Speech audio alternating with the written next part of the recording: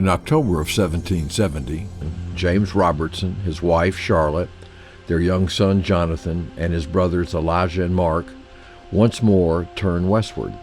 With a handful of determined families, they crossed the Appalachian Mountains into a land they had only heard described in whispers, the Watauga Valley.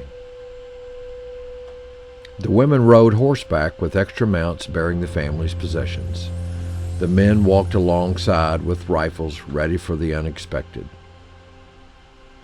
They found a valley cradled by gentle slopes, watched over by towering sycamores along the river's edge. They called it Sycamore Shoals. The Cherokee called it Watauga Oldfields, near the joining of the Watauga and Doe Rivers. Robertson would later say, it seemed to be the Promised Land. It was here, at the confluence of the Watauga and Doe Rivers, that the Robertsons built their home.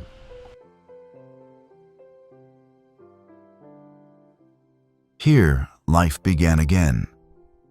Just months after their arrival, on December 11th, 1771, Charlotte gave birth to a son, Randolph Robertson.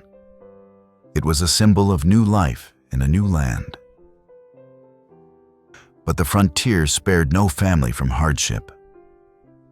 Not long after, their cabin caught fire.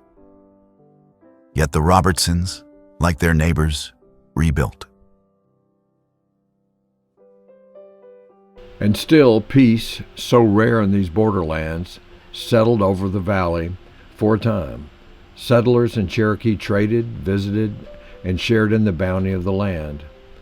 Faith also bound them together. Felix Robertson. I do not know whether or not my father found Boone on Watauga when he went there, but I know he lived there while my father resided there. I recollect hearing my mother say that Boone always stopped with them for some days on his way out and return route from his western hunting excursions. My sister, 9 years older than myself, says that Boone and several of his children were baptized, christened, with her and her 3 brothers at my father's house. She was young at the time, but such events are rarely forgotten.